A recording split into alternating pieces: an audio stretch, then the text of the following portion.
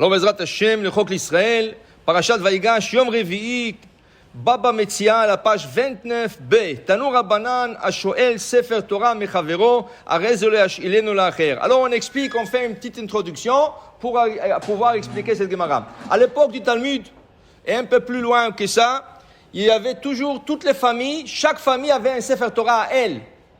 Ok? La Torah nous donne 613 mitzvot.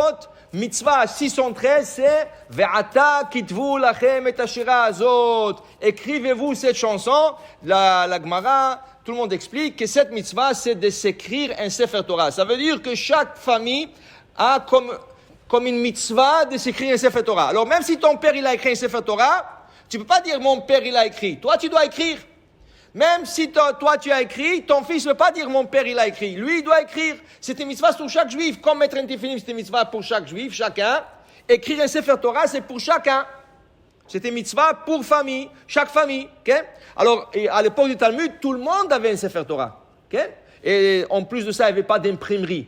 Il n'y avait pas des imprimeries pour faire des humashim et des choses comme ça. Alors, de quoi ils étudiaient les gens? Des Sefer Torah, direct. Okay?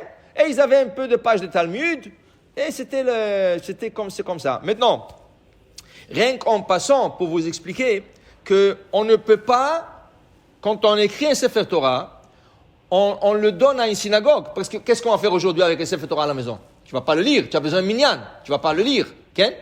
Les gens, quand ils avaient écrit un Sefer Torah, c'était pour étudier, pas pour lire. Tu ne veux pas lire le Sefer Torah si tu n'as pas 10 personnes. Alors qu'est-ce qu'ils faisaient avec le Sefer? Ils sortaient le Sefer, ils regardaient et ils étudiaient. Bereshit, pourquoi il y a une bête grande comme ça? Pourquoi? Alors ils étudiaient dans le Sefer. Maintenant, nous, on n'étudie plus dans le Sefer, on lit dans le Sefer. Alors qu'est-ce que tu vas faire avec le Sefer seul à la maison? Qu'est-ce que tu peux faire avec? À moins que tu aies un minyan à la maison. Alors tu le donnes dans une synagogue. Et la synagogue va l'utiliser dans le minyanim, dans le minyanim qu'il y a. D'accord? Maintenant, si tu donnes le Sefer Torah, tu as perdu la mitzvah. Ça veut dire donner, tu as donné comme cadeau. Tu leur as dit, voilà, je vous offre le Sefer Torah, prenez-le. Alors ça vous appartient. Tu as perdu la mitzvah, c'est plus ton Sefer. Il faut que le Sefer reste le tien. Et comment tu fais cela? Tu leur prêtes. Alors il y a des contrats déjà préécrits, que tu écris entre toi et la communauté où tu vas rentrer le Sefer Torah, et tu dis, je vous le prête. Vous pouvez utiliser autant que vous voulez. Mais le jour que je déménage d'ici, le jour que j'aurai besoin pour donner ça à une autre synagogue, c'est mon Sefer, je pourrai le prendre quand je veux. Et là, ça reste dans ta propriété. Alors, tu l'as emprunté, tu l'as prêté à la communauté, mais ça reste toujours le sien. Maintenant, on va retourner à la Gemara.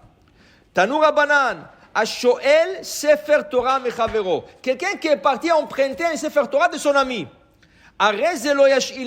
Pourquoi il est parti emprunter un Sefer Torah? Il a fait minyan. Il avait Sheva Brachot, il avait quelque chose, il avait minyan, il avait besoin d'un Sefer Torah.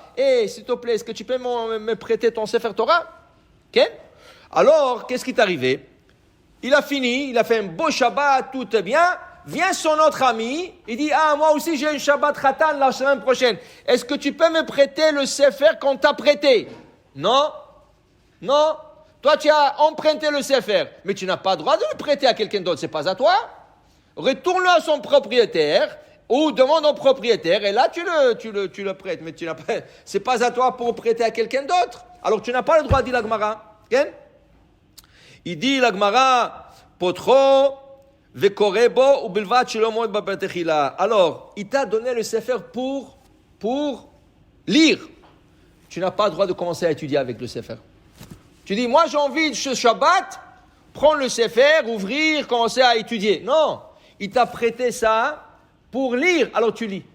Tu n'étudies pas dedans. Vechen amafkid Sefer Torah etzel chavero, golelo kol shneim asar chodesh, potro vekorebo. Alors quelqu'un il est parti en voyage, à l'époque du Talmud, il est parti en voyage. Qu'est-ce qu'il faisait avec le Sefer? Il voulait pas le Sefer à la maison. Alors il a confié à son voisin, à son ami, à quelqu'un de la famille, okay? Mais le voyage de l'époque, c'était pas un jour comme ça, il retournait. C'était des voyages de 1 an, 2 ans, 3 ans. La Gemara dit, un Sefer Torah, il est fait en claf. C'est quoi le claf? C'est une peau d'un animal. C'est le peau d'une vache. Cette peau, elle a besoin de respirer. La peau a besoin de respirer. Donc, Il te dit, une fois par an, tu ouvres le Sefer. Tu le aères, tu lui donnes de l'air. Parce que sinon, qu'est-ce qui arrive? Dans le Sefer, vont commencer à se former des petits vers. Et ce vers-là, il mange le claf. Okay? Si tu regardes au Maroc de vieux livres, tu vas voir des livres complètement troués à l'intérieur. C'est des mythes. Okay? C'est des mythes qui mangent le papier, qui mangent le claf.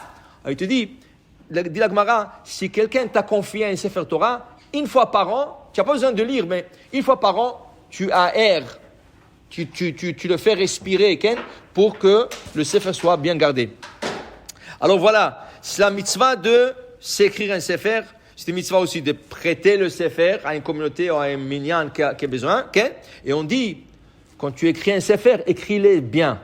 Ça veut dire quoi? Dit la Gemara, Akol talui bamazal, afilu Sefer Torah shebaichal. Tout dépend d'un mazal. Même le Sefer Torah, il a un mazal.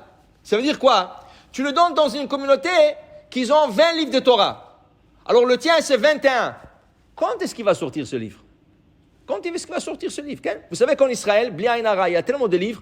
Aujourd'hui, il n'y a plus de place dans le Haron. Dans le Haron à Kodesh, dans l'arche, combien tu peux mettre ce Sefer Torah? 8 Sefer, 10 Sefer, 12 Sefer, pas plus que ça. Alors maintenant, en Israël, qu'est-ce qu'ils font? Derrière le Echal, ils construisent une chambre. Et dans cette chambre, tu vas Bli Ayin Hara là-bas, tu vas 50 Sefer dans la chambre. 50 Sefer. Mais ils ne vont pas lire dans tous les 50. C'est pas possible. Alors, qu'est-ce que le Sefer, il a un mazal?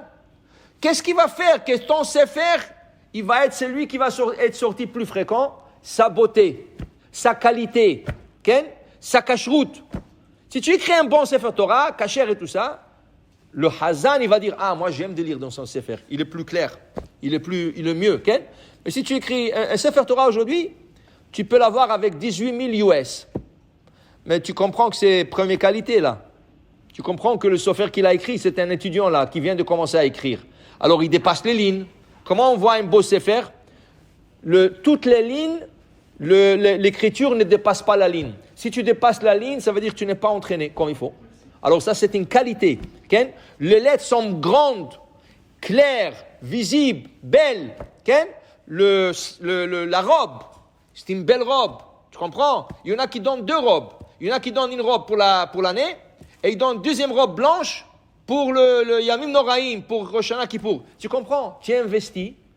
Alors ça donne plus goût à la communauté pour sortir ton Sefer et lire plus dedans. Baruch Adonai le'olam. Amen ve amen.